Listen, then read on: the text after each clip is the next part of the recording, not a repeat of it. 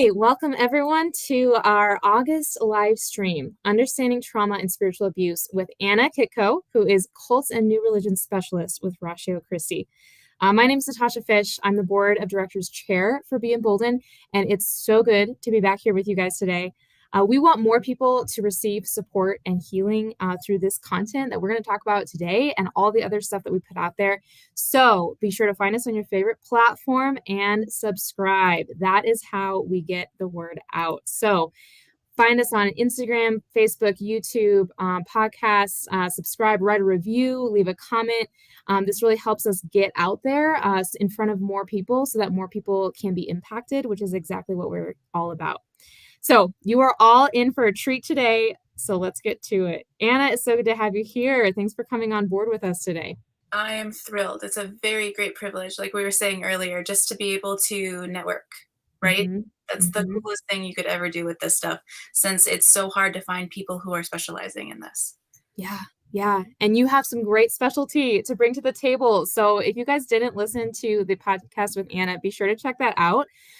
She and Naomi had an amazing discussion about understanding the complexities of trauma and spiritual abuse. And we're going to get to some questions today. We already have a lot of thoughtful questions on this topic. But for those of you listening, please put your questions in the chat. We would love to answer those. So go ahead and throw those in anytime, and we would be delighted to get to those today. So let's dive in. Anna, first question we have here. Let's just start off a little bit here with the context. What is the difference between cult abuse, spiritual abuse, and religious abuse? These are all terms that we've seen used. Are they interchangeable? Are there nuances we should be aware of? So there are nuances, but it's hard because this field is so new that a lot of the codifying that's happened has is on the clinical level, like it's way up there for us, and it hasn't caught on with the general public. And so they're using those terms interchangeably because they do, I mean, they are very similar, right? We're looking at environments where there's abuse and it involves the spirit and also possibly a cult. So let's start with just what a cult is. Specifically, cults are spin-offs of religions. Okay, we'll just start there. It doesn't always have to be negative. So you can have a damaging cult, which is a cult that is something that you want to stay away from. And you can just have cults in general that are just like religious, quote unquote, religious cults. And these are spin-off groups. These are, imagine an individual going and starting their own church, planning their own group. They're maybe a little kooky. They don't have any oversight. There's nobody you can go to really complain about the lead pastor, for example. Those could be cults on a theological level, meaning their theology is offset from Orthodox Christianity, and we can talk about those details later. But this is the cult in general, and then you can have damaging, and that means that they have gone a step further in past theology problems or past just separating from a general religion. And they've decided to start hurting people. They started abusing them. It may involve their spirit, it may involve their physicality, it could involve their emotions. We call it coercion in general. And these are control. So we're focusing on control. How much control does this specific group, a third party, have in your life? What do they dictate for you? And we assess those things using a BITE model, which I brought up in the podcast. But if people who are on don't know, BITE stands for behavior, information, thinking, and emotion. It's how we determine how much control a group has and whether or not it's crossed a line. So that's there. You can see how that's kind of a nuanced way of understanding those things. Then, of course, there's spiritual abuse in general. Spiritual abuse can be an individual congregant who is part of a church that maybe is completely mainline and, as far as statement of faith is concerned, theologically accurate, could have perfectly theologically accurate staff, pastors, things like that. But you have someone who's we call it in the field like a malignant narcissist, someone who just really is going above and beyond, and they haven't checked yet or have been checked by church authorities, or they're claiming authority they don't have, and they have way too much say. Again, a BITE model kind of initiative into the congregant's life. So that could be spiritual abuse in a setting that's not necessarily a cult. And then you can have religious abuse, which is kind of similar to spiritual abuse in the sense that these are people who are taking theology and warping it. So we're getting cult-ish, right? So you've got individuals who are like maybe have a weird way of interpreting a certain scripture, or they're using it too often, and it's causing significant damage to other people in their immediate vicinity. And so that's where that can get really complicated fast, because there is a little bit more of an interpretation aspect to it. How much freedom? Usually we're dealing with this in Christian circles in our country, because it's primarily Christian-ish type behavior. Christobabble is used, so we're used to that sort of thing. And they're using the Bible, they're wielding the Bible in a way that we haven't seen it wielded that way historically, and then it turns into abuse. So I'd say those are kind of the delineations. We can get a little bit more technical if we need to. Yeah, well, that's a great start. And I would say if anyone wants to get more technical, absolutely would love to connect them with you and have that conversation. Even, in the comments, if people are watching this later and you want to know, like, leave a comment. We check them, we'll answer them. So that's a great way to start us off. A somewhat related question is something that you mentioned in the podcast that I'd love to dig into a little bit deeper. Is you mentioned the difference between a human dictating behavior, that control model, versus doctrine dictating behavior, and a human dictating behavior is what would fall under that abuse. So how can you tell the difference between a human dictating your behavior and doctrine dictating your behavior, especially if maybe the human's telling you the doctrine is where this is coming from? So can you tease that out for us a little bit? Sure. So we have eyes and functioning brains, and one of the things we have to teach clients is that you need to trust your eyes and your brains when you are reading a text before it's being interpreted. So interpretation matters. You can make any scriptures really, but the Bible in particular, say anything you want it to say if you're going to cherry pick it. And cherry picking is like taking one verse and then claiming that verse has then an immediate application to whatever context in the conversation you're discussing. So that's not how biblical interpretation works. We don't ever take a single verse out of context, ever. And the person may not be using it out of context, but the point is you don't know for sure until you go and you read the text yourself. And this is where a study like hermeneutics comes in and is extremely important. Each individual believer has the right to go and search their own respective scriptures, whatever they're looking for, in order to assess whether or not the guru is teaching accurately what is taught in the book. And so if it's you that's driving your own heel to change your behaviors based upon your reading of the scriptures, that's different than a guru claiming that they have a special revelation that's different or alternative from your interpretation of what you're reading, and them then dictating your behaviors. That's different because it's involving a third party. You have every right to go and speak with whatever deity you would wish to speak with. You do not need an intermediary. And so that matters that you learn to read the text that you're looking into interpreting first before you trust a guru to do it for you. That's helpful. And I know you explain this in the podcast, but just for any new listeners, guru is a term that you're using just to mean that spiritual leader. Is that right? Right. So because I mostly deal with clients who are coming out of Christian-ish backgrounds. So we were primarily focusing on the Old and New Testaments. Technically, there are a lot of different religious bent cult groups in the US that do not use the Old and New Testaments at all. So you have like the Book of Mormon, for example, can get to control people. We have a myriad of the Upanishads, the Bhagavad Gita, that's abused a ton. So in case there are people who are watching that are not from a Christianish background, I want to make sure that I explained that hermeneutics applies to you as well. Yeah, absolutely. That's great. Thank you so much. So another question that we have here is something you mentioned too in the podcast, related to defining spiritual abuse is how you're actually defining that.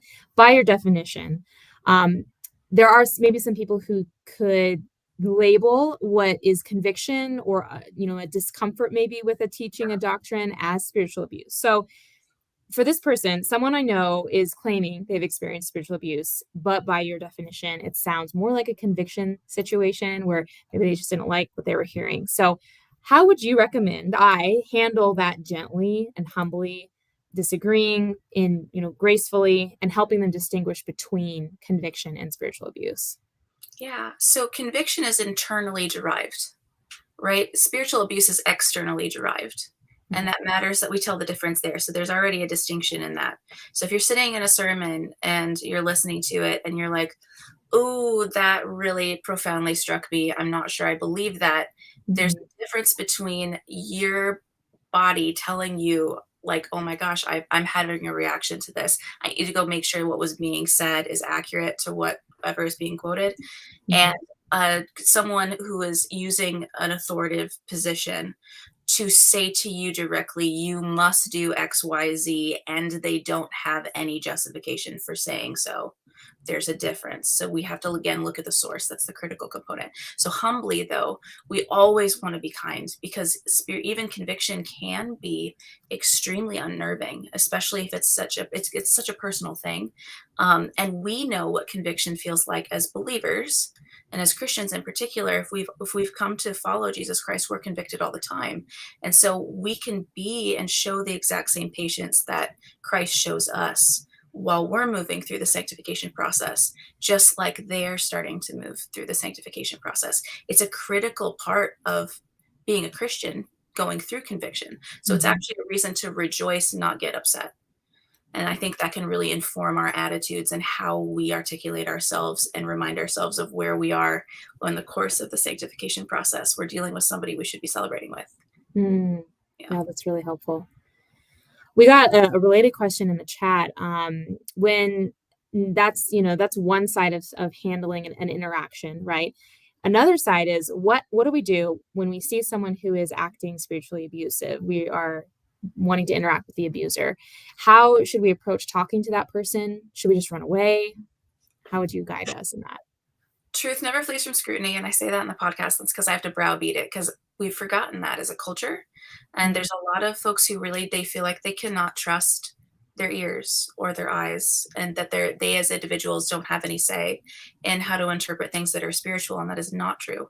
Every single one of us has a soul, and we're allowed to investigate these things as individuals. So you are free to do whatever you please. Now, what might be the most wise in that scenario is contingent upon the details. Is your life in danger?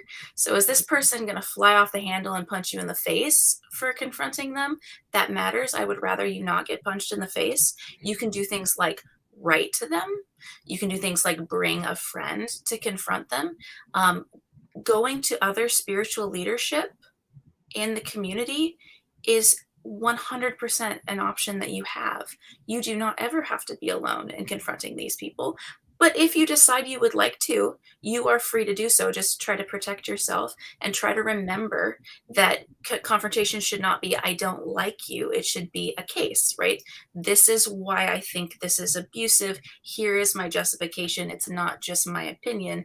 This matters. And in Christian circles in particular, there's a protocol that we follow in the New Testament. And there's a First Corinthians protocol, and then there's a pastoral epistles protocol, right? And if they're claiming to be a brother or sister, then we...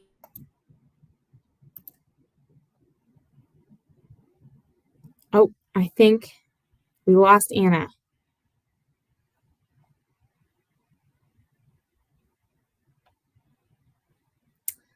Hopefully she'll be able to join us again soon. You never know what's going to happen in this day and age of constant virtual, the world. Oh,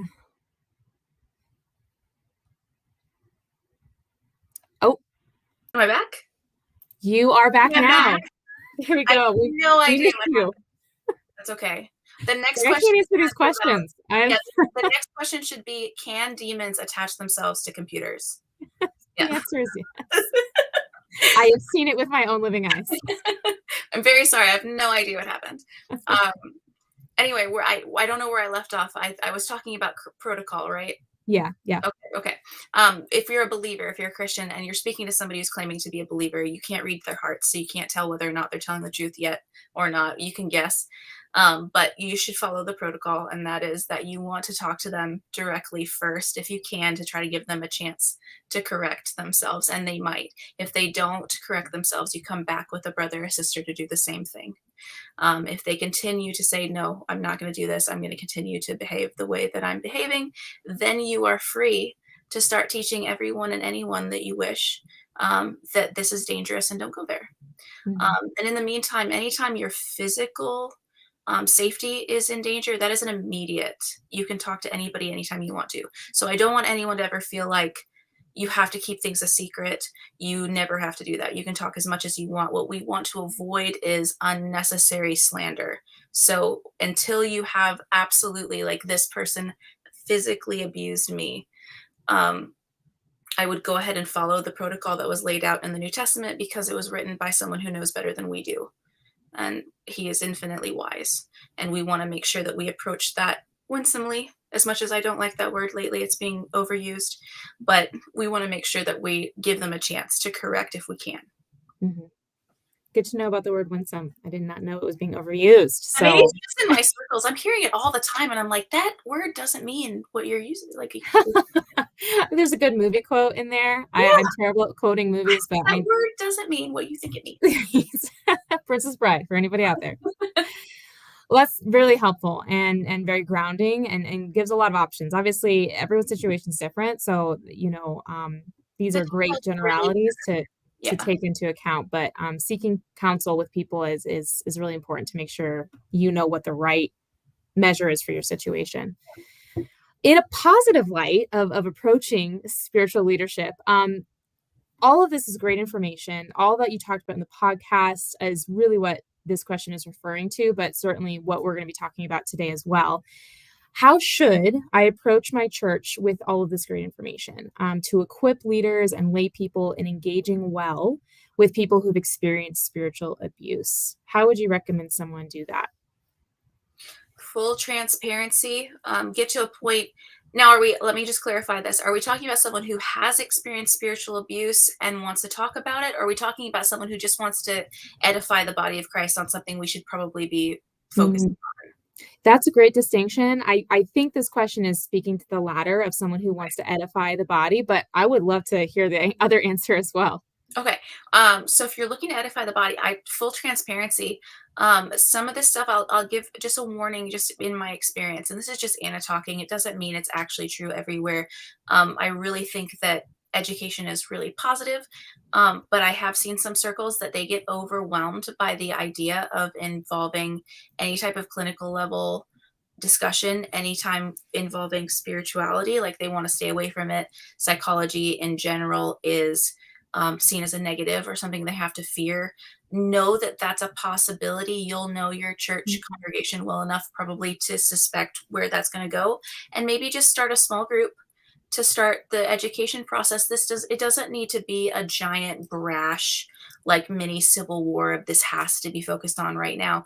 All we want is to make sure that people who have experienced this, and there are a lot who feel imprisoned because they think they can't talk about it because they'll sound weird, so they stay quiet, um, are not continually trapped in that prison anymore. And so people like us who know that that's the case, we want to be as loud as humanly possible to make sure everybody feels comfortable also becoming loud.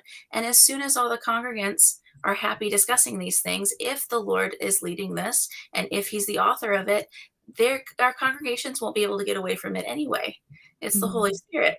So we want to follow him. And if he's leading, then praise God. And if this is just a niche thing for a while, that's okay too. We're here to serve him. Yeah. So just, yeah, full transparency, and don't freak out if there's like, oh my gosh, what is going on? This is too overwhelming.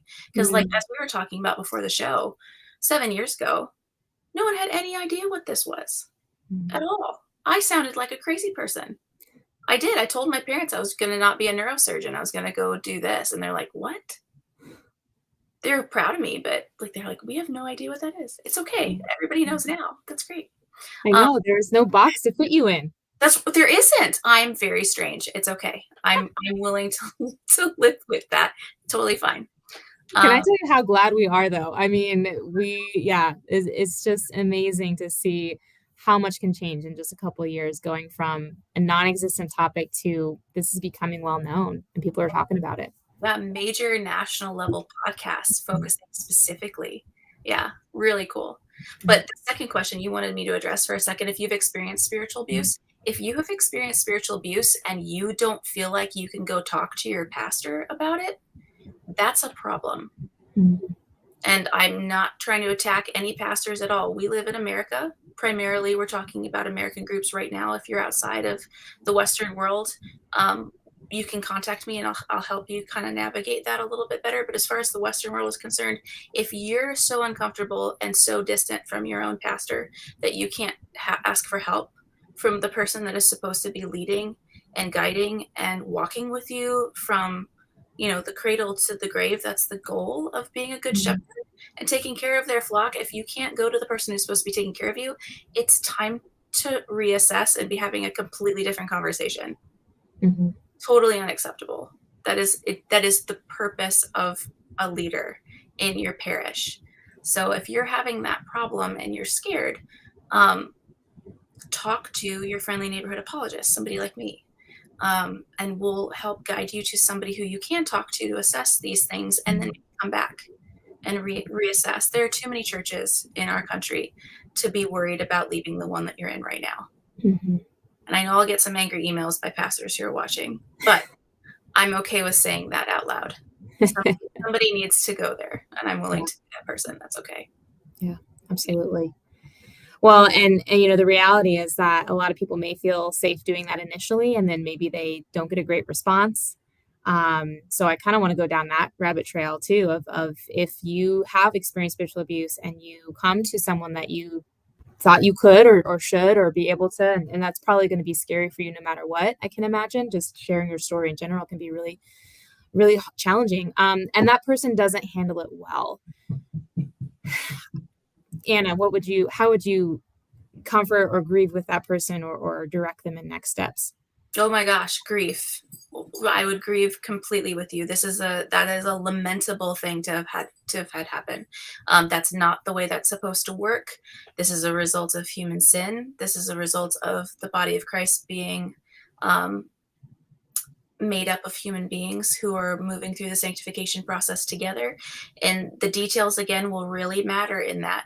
But in general, the idea that you would be potentially traumatized more when you enter into a space where you're supposed to be taken care of safely, before you kind of duel into all the intricate details of whatever theological issue is going on. That is something that I've seen happen over and over and over again. It's normally because the person in charge is scared and insecure, Mm, if I can be quite frank. yeah. It's very hard to hear from a congregant, "You abused me." Um, Mhm. for the real awful guys that are leading cults, they have no problem hearing that and they don't care. And Mhm. it's normally due to a significant level of mental illness.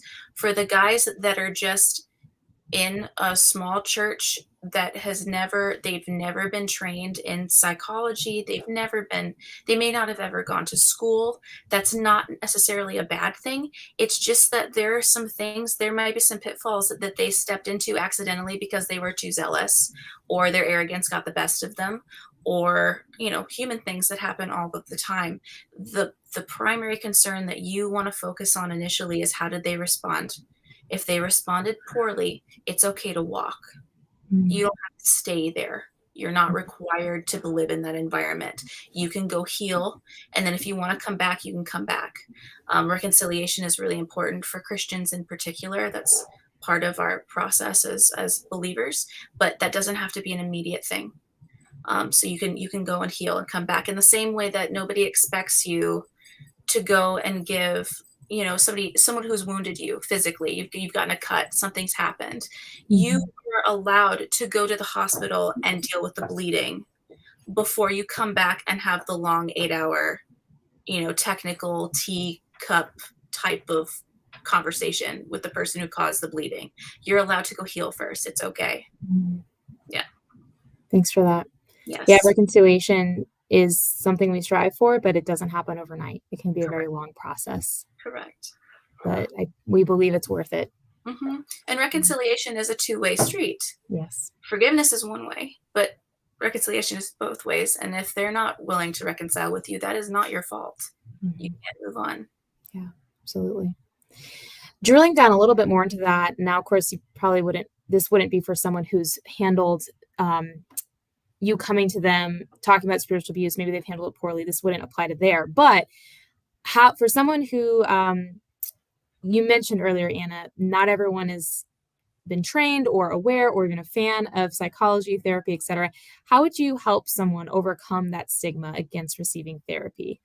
Obviously, there has to be a level if they want to, or an openness to that. So kind of bearing that in mind. But yeah, how would you approach overcoming that stigma that's pretty common? Yeah. So our brain is an organ just like any other part of our body, and it can get sick just like any other part of our body. And the only reason Mhm. why our brain has been stigmatized is because we can't like open up your skull and do surgery and point specifically at a bruise without doing significant damage to you. So we can't operate in the way that we could on other things, right? But we're getting a lot better at what we're doing and able to track things and monitor with MRI and with CT scans and with um, monitoring our chemistry, our internal chemistry, things like that. But the realm of the brain is a pioneer field. It's really, really, really new in the modern medicine sense. And so it makes total sense to me that people would have, there would be a stigma attached and that there would be a fear of the unknown. And so I'm very, very, very patient with folks who are concerned with that aspect. The other part that I focus on is the fact that Luke was a physician, and I'll Mhm. show folks if they want to see that Luke was not asked to stop practicing medicine. In fact, he uses medical terminology in order to explain the scriptures in his own writings. And it's really, really neat, which means the idea that medicine and theology go together is as old as the Bible itself. We call the ancient one the great physician, right? The way we can monitor the fact that Christ made physical contact with physical ailments for people, Mhm. and then he did not make physical contact with people who are dealing with demonic things. We can see those differences, which means the Lord himself was not anti medicine, Mhm. right? All this stuff matters. And really, it's just, as far as I can tell, it's just education and reminding the people in our parishes that there's special revelation, the Bible, and then there's the Lord's natural revelation, which is a distinction that Paul makes in the book of Romans, and that both are from God. And so using both is very, very important. We just need to remember that our test for whether or not we're getting our science right is the scriptures. So we never want to do anything that contradicts them because that would be obviously wrong. That Mhm. wouldn't be a natural revelation from the author of the scriptures themselves. So we want to integrate. We do not want to have one, we don't want medicine, the modern medicine ear, the scientific stuff, to try to unseat the scriptures. We always want the scriptures to be a guide, but that doesn't make medicine bad. It just means that medicine has to be incorporated within the realm of the scriptures. And usually that's met, I have yet to have anybody to really push back at me for that. I've had folks who try with pharmacology. So Mhm. using prescription medication, things like that. But as far as I can tell, that is a readily accepted thing across denominations. So hopefully that will work. If it doesn't, let me know. Yeah. Yeah. Well, great. We'll have to put your contact information in the chat, or if people want to reach out to us, we can get them connected with you. Thanks for make yourself so available. Yeah, Yeah, we want this information to help people and serve people. And that integration is so important. Like you mentioned, the head and the heart, the science and the faith, like these go together. They are, and truth does not flee scrutiny. So thanks for those reminders. We got a question in the chat here. Nowadays, a lot of people see themselves as victims and talk about trauma. How do you recognize trauma you've experienced without it becoming a victim mindset? Mm. You're right. The victim mindset is all over the place, and there is. I don't know if it's. I don't know if it's that we're under the impression as a culture that we're supposed to feel happy all the time, and so if we don't feel happy, then there's something wrong. Because I feel like that's an undercurrent that I'm seeing, but that it's not articulated.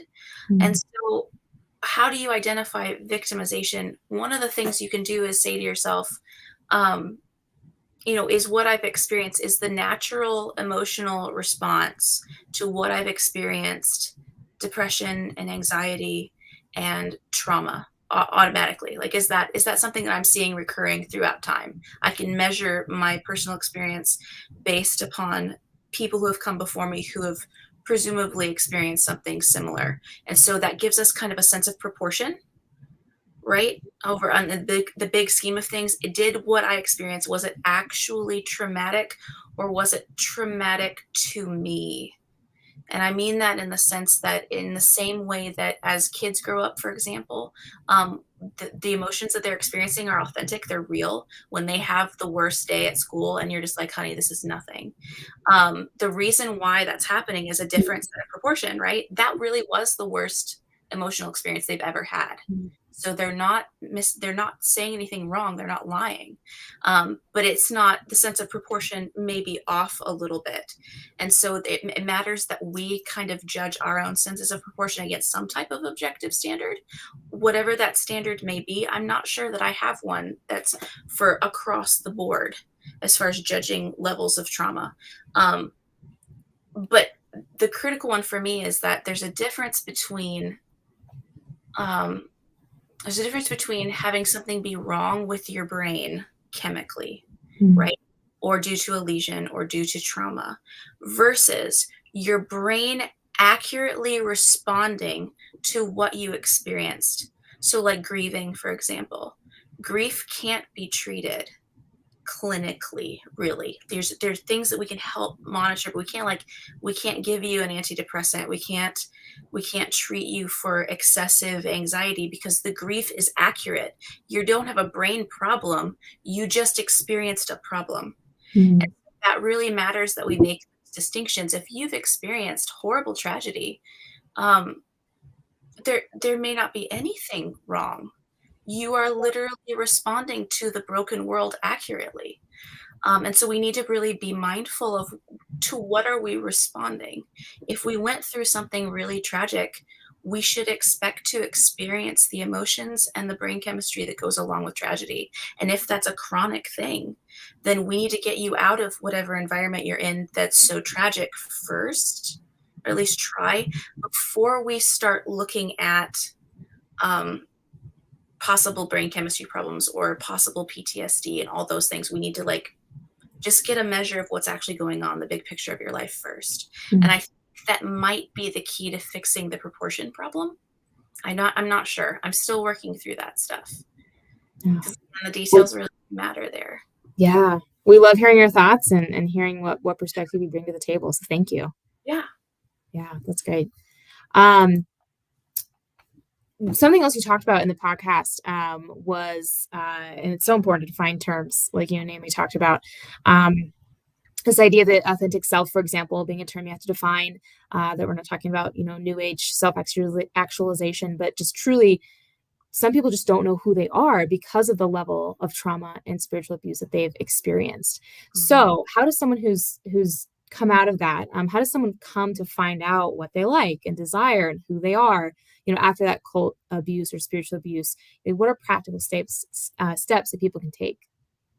So we call it healthy rebellion at our practice. And the way that we work with clients who have been in these groups for long time or grew up, is we will isolate things where the guru overstepped and had way too much control. And we will ask them to literally make lists of things that they could not do. Like, I couldn't wear blue jeans, or I couldn't have short hair, or I couldn't, things that are nothing permanent, nothing that they're going to regret or anything. We couldn't drink tea. We couldn't have coffee, things like that. Things that are just kind of mild. And we say to them, well, what would happen if you put on a pair of blue jeans? And normally they're like, I have no idea. And then you can say, would you like to find out? And you literally make the homework rebellion against the guru so that they can get an idea of who they are and what they feel like. And I'll have you journal specifically the emotions that occurred upon doing this. Were you scared? Were you worried? Did you hesitate? Did it feel amazing? Was it euphoric? Was it kind of just like, meh, I don't really get what the big deal is? blue jeans aren't that comfortable. You know what I mean? Like Yeah. it's all that stuff. But the point is you start to isolate things. Mhm. And it's really fun. And normally what happens is the floodgates open. And so you'll hear things suddenly in session like, I really like Led Zeppelin. And you're like, where did that come from? You're not allowed to listen to Led Zeppelin. Well, I heard it one time through my neighbor's window and I heard them talking about it. So I know that's what it is. And you're like, well, let's listen to some Led Zeppelin then. What is it that you like about it? And Mhm. that's teaching a client how to articulate what they think and what they Mhm. like ends up opening a floodgate and they normally come right out. Wow. Yeah. Wow. I bet that's a beautiful process to watch happen. It's very fun. Yeah. That's awesome. I want to help people rebel healthily. Yes. Oh yeah, very fun. Wow, that's awesome.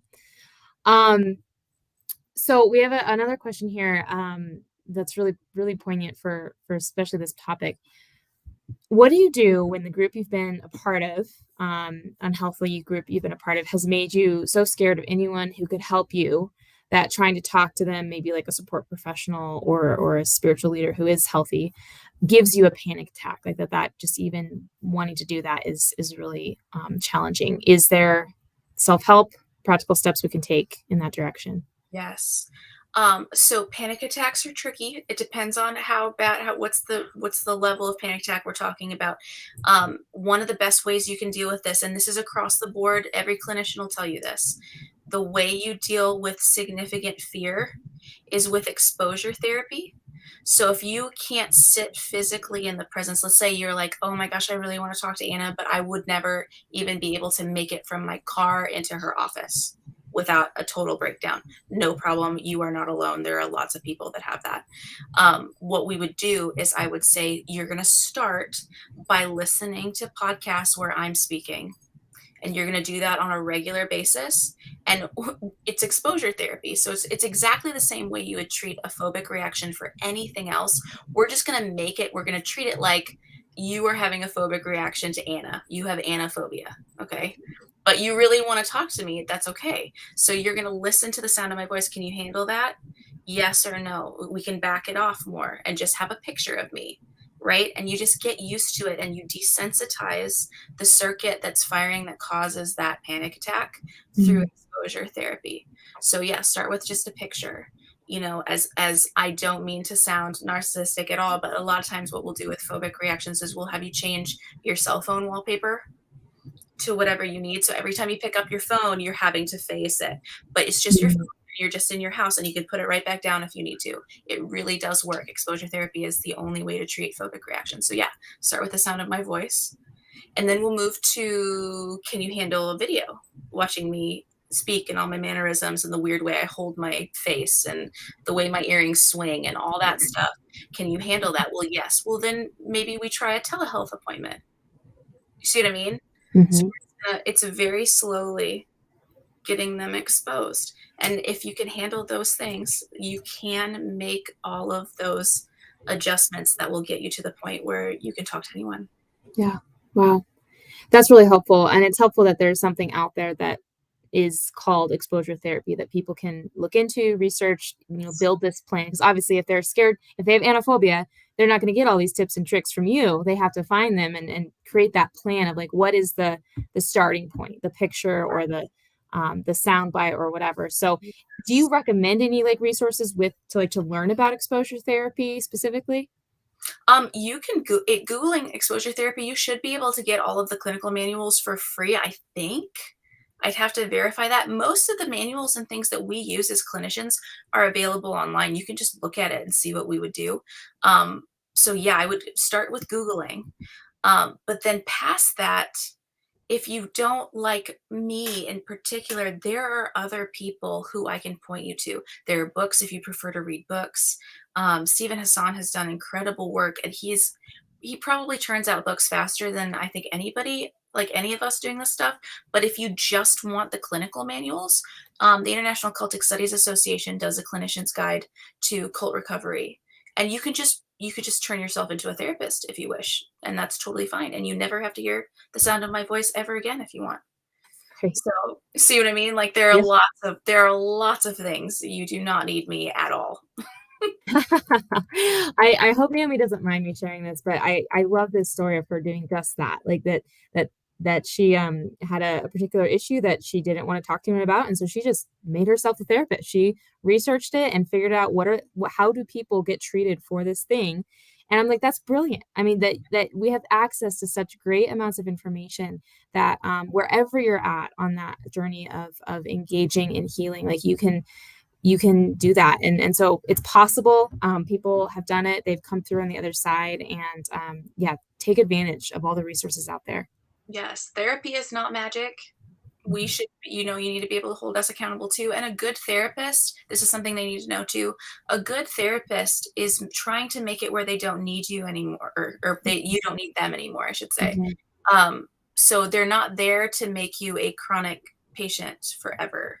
Right. See what I mean? So they should be teaching you all of these things so that you're doing the therapeutic process for yourself Yeah. so that you can move on, because it's just a season Mhm. and this isn't permanent, and you don't have to be in this category for the rest of your life if you don't want to be. Yeah. Absolutely. And if your therapist isn't doing that, that's a red flag. You can find a Big new red therapist. flag. Yes, big red flag. I think we've had, I forget, I wish I could reference it off the top of my head, but I know we've talked about this before in other episodes, that, yeah, choosing a therapist and how to actually do that. You have the authority to choose a therapist. You don't just have to go with anyone.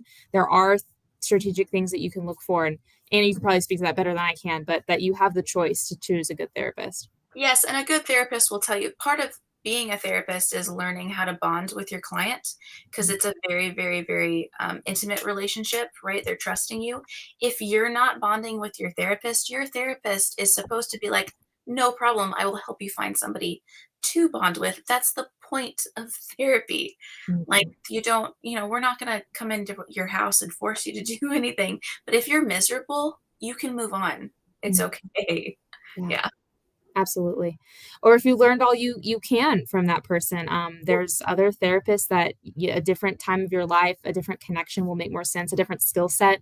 I personally, I did a lot of cognitive behavioral therapy, and that was so helpful and effective. And I got to a point where I could hear my therapist in my head, and that was a great compliment. I was like, "Thank you for teaching me this, the tool set, the toolbox that I have that."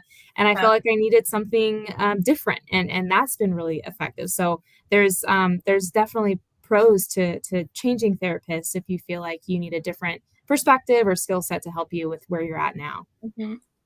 Exactly. Yeah, it's good. I could talk about therapy all day, so glad you're here. Okay. um, okay, so we got some great questions that kind of have to do with this idea of being trauma informed and maybe some things that are still missing even for trauma informed pastors and therapists. So part one of this question: what are pastors, even trauma informed pastors, missing when it comes to approaching people who have been spiritually abused? In my experience, I think they miss the fact that their presence can be therapeutic in the healing process more than they realize.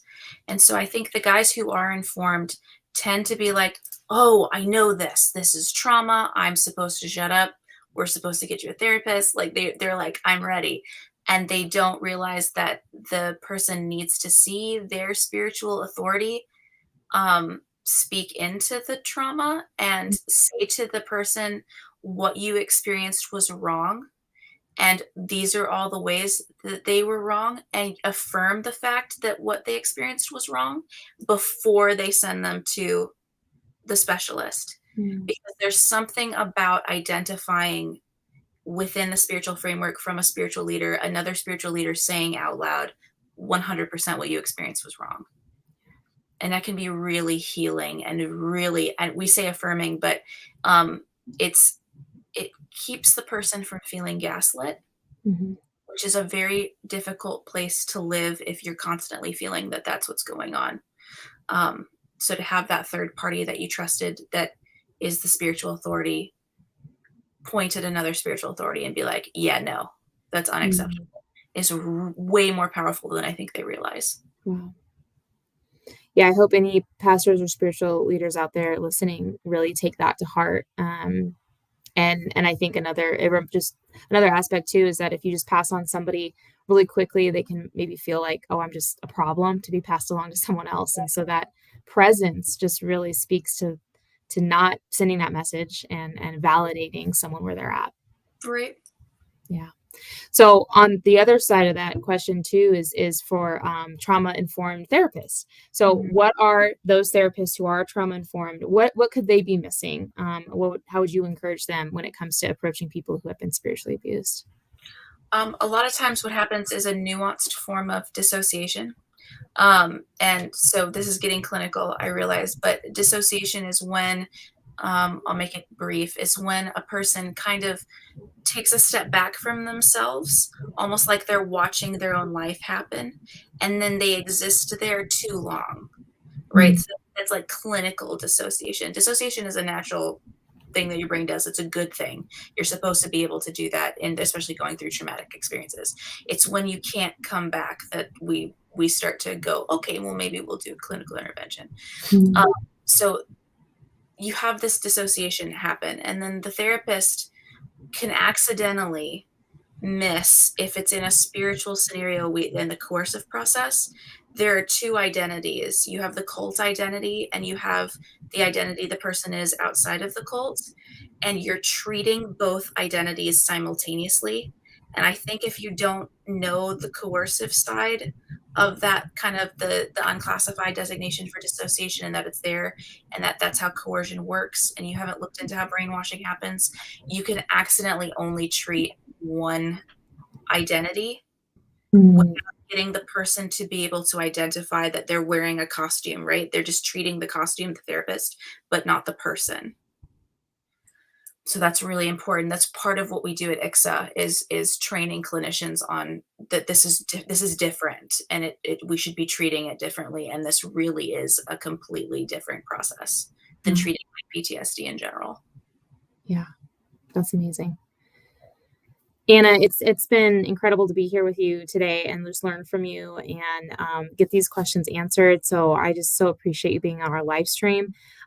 If people want to connect with you, what would you prefer? Do you want do you want me to share your email, or should we have people connect with us? What would you prefer? Feel free to have them connect with beEmboldened. So I think I can say this. I'm hopefully going to be mentoring with y'all soon. We'll see if that comes to fruition. So that's probably the safest right now, just because the people who are watching this are already wanting to follow your work. So that's good. But as far as if you want to connect to and you want more information, I do have a YouTube channel. We're not building a channel, so we're not all fancy like y'all, but everything we've ever done usually is videotaped because people want access to it, even our classes, which means if you need more information on this stuff in particular and how theology is interwoven into these things, and in Christian theology in particular, everything's up for free on the YouTube channel. Just type in my name, Anna Kitko. It'll come right up, and enjoy. Awesome. Okay. Awesome. Well, yeah, we would love to connect with any of you watching either now or later on the recording. So definitely email us at hello@beemboldened.com. I'm putting it in the chat here so you guys can reach out. We'd love to chat. We'd love to connect with Anna. We'd love to answer other questions you might have about this content or other content. So thank you guys so much for joining us. We look forward to seeing you in our September live stream, which will be announced what that topic is later. But we're thrilled to have you here. Anna, thank you so much. My very great privilege. All right. Well, have a good night, everyone. Bye.